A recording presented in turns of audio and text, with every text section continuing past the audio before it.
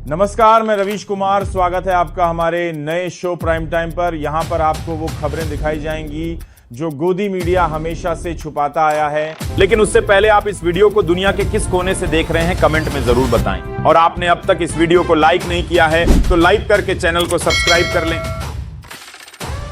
जी हाँ, इस चैनल को सब्सक्राइब कर दीजिए क्योंकि आगे आप देखेंगे रवीश कुमार की अंदाज में खबरें मेरी आवाज में, खबरें वही पूरी धार के साथ। तो बने रहें हमारे साथ। तो याद है आपको, जब 400 पार के नारे बीजेपी के लोगों द्वारा लगाया जा रहा था, तब राहुल गांधी ने क्या कहा था? जी हाँ, मैं बताता हूँ। ये चुनाव सिर्फ सरकार बनाने का नहीं बल्कि संविधान बचाने का है। तो लड़ाई संविधान को बचाने की है। एक तरफ जो संविधान को बचा रहे हैं, दूसरे तरफ जो संविधान को खत्म करने की कोशिश कर रहे हैं। एक अकेला और कांप रही पूरी सत्ता। राहुल के सवालों से बीजेपी में हड़कंप है। जी हाँ, इस वीडियो में हम इसी टॉपिक को लेकर पूरी चर्चा करेंगे। बने रहें हमारे साथ। आज हम बात करेंगे राहुल गांधी की। जी हाँ, राहुल गांधी, वही नेता जिसे आज से कुछ साल पहले तक पप्पू कहकर खारिज करने की एक संगठित मुहिम चली थी, जिस पर हजारों करोड़ का आईटी सेल लगाया गया था। लेकिन राजनीति शायद स्प्रिंट नहीं बल्कि मैराथन दौड़ है। आज वही राहुल गांधी पूरी भारतीय जनता पार्टी पर अकेले भारी पड़ते दिख रहे हैं। ये हम नहीं कह रहे हैं बल्कि ये बीजेपी के नेताओं के रोजाना के बयान और उनकी बौखलाहट कह रही है। ऐसा क्यों? चलिए आगे बताते हैं। सोचिए, एक तरफ देश की सबसे शक्तिशाली पार्टी जिसके पास प्रचंड बहुमत है, देश की लगभग हर संस्था पर जिसका नियंत्रण है, जिसका अपना एक विशाल मीडिया तंत्र है, और दूसरी तरफ एक अकेला नेता राहुल गांधी। लेकिन ये कैसा अकेला नेता है? कभी सोचा है कि इनके एक लेख से चुनाव आयोग जैसी संस्था को बिना हस्ताक्षर की पर्चियों में जवाब देना पड़ जाता है? ये कैसा अकेला नेता है कि इनके विदेश में दिए गए बयान पर पूरी की पूरी कैबिनेट और प्रवक्ताओं की फौज देश का अपमान का पुराना घिसा पीटा रिकॉर्ड बजाने लगती है? ये कैसा अकेला नेता है कि संसद में उनके बोलने से पहले माइक बंद करने और ध्यान भटकाने के हजार प्रयास होने लगते हैं? चलिए बताते हैं आखिर क्यों। दरअसल राहुल गांधी ने अपनी रणनीति बदल दी है। उन्होंने बीजेपी को उसी के खेल में फंसाना शुरू कर दिया है, लेकिन अपने तरीके से। वे अब व्यक्तिगत हमलों का जवाब व्यक्तिगत हमलों से नहीं देते। वे अब मुद्दों के इर्द गिर्द एक ऐसा नैतिक और संस्थागत सवालों का चक्रव्यूह बुनते हैं जिससे कि बीजेपी बुरी तरह से फंसती दिखाई देती है। चलिए एक रिकॉर्ड की बात कर लेते हैं। आप हाल ही में महाराष्ट्र चुनाव का उदाहरण ले लीजिए। राहुल गांधी ने एक लेख लिखकर 5 चरणों का एक पूरा ब्लूप्रिंट सामने में रख दिया कि कैसे लोकतंत्र को मैच फिक्सिंग के जरिए हराया जा रहा है। उन्होंने सीधे प्रधानमंत्री या किसी नेता पर आरोप नहीं लगाया, बल्कि उन्होंने चुनाव आयोग की प्रक्रिया पर, वोटर लिस्ट में अचानक बढ़े नामों पर, वोटर के बाद जारी होने वाले आंकड़ों के अंतर पर सवाल खड़ा कर दिए, जिससे कि बवाल हो गया। ये ऐसे सवाल हैं जिनका जवाब आप पप्पू कहकर नहीं दे सकते।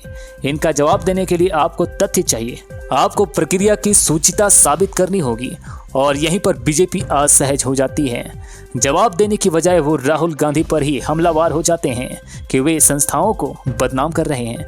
यहीं राहुल गांधी की जीत हो जाती है। जी हाँ, सही सुना, यहीं पे वो राहुल गांधी जीत जाते हैं। वे जनता के मन में ये सवाल डालने में कामयाब हो जाते हैं कि अगर सब कुछ पारदर्शी है तो इन सवालों से इतनी बौखलाहट क्यों? चलिए बात कर लेते हैं थोड़ी मुख्य बिंदु पर जो कि बहुत ज़्यादा इम्पैक्ट पड़ा है, इनकी नींव पड़ी है।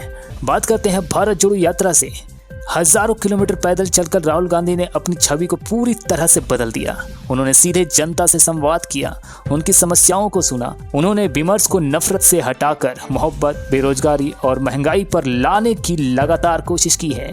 यात्रा के बाद वही राहुल गांधी संसद में और बाहर संविधान और लोकतंत्र को बचाने के लिए बड़े पैरोकार के रूप में उभरे हैं। याद कीजिए, जब बीजेपी 400 पार के नारे लगा रही थी, तब राहुल गांधी के हाथ में संविधान की प्रति लेकर जनता के बीच ये संदेश दे रही थी कि ये चुनाव सिर्फ सरकार बनाने के नहीं बल्कि संविधान बचाने का है। उनका ये नैरेटिव इतना प्रभावी साबित हुआ कि खुद प्रधानमंत्री को बार बार कहना पड़ा कि वे संविधान नहीं बदलेंगे। सोचिए, जिस विपक्ष को कुछ महीने पहले तक कोई गंभीरता से नहीं ले रहा था, उसी विपक्ष ने नेता के सेट किए एजेंडा पर सत्ता पक्ष को सफाई देने पर मजबूर कर दिया। ये राहुल गांधी की वैचारिक जीत थी। चलिए आगे बात करते हैं पप्पू की छवि के ध्वस्त कैसे किया उन्होंने। बीजेपी के आईटी सेल ने सालों लगाकर जो छवि गढ़ी थी उसे राहुल ने अपनी पदयात्रा, अपनी निडरता और अपने सधे हुए भाषणों से तोड़ दिया है।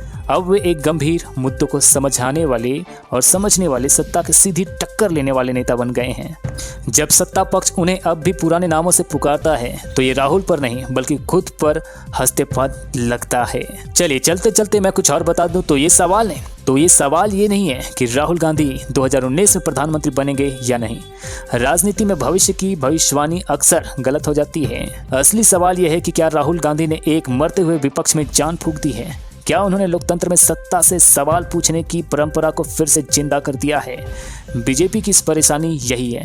वे राहुल गांधी को एक व्यक्ति समझकर लड़ रहे हैं, जबकि राहुल गांधी एक विचार बनकर लड़ रहे हैं। संविधान का विचार, लोकतंत्र का विचार, बराबरी का विचार। और विचारों से लड़ना व्यक्तियों से लड़ने से कहीं ज़्यादा मुश्किल होता है। स्क्रीन पर गालियां देकर या ट्रोल आर्मी से हमला करवाकर आप एक व्यक्ति की छवि धुंधल कर सकते हैं, लेकिन उस सवाल को नहीं मिटा सकते जो उसने हवा में छोड़ दिया है। और राहुल गांधी लगातार सही सवाल पूछ रहे हैं। यही उनकी ताकत है और यही बीजेपी की सबसे बड़ी कमजोरी। आज के लिए बस इतना ही। नमस्कार।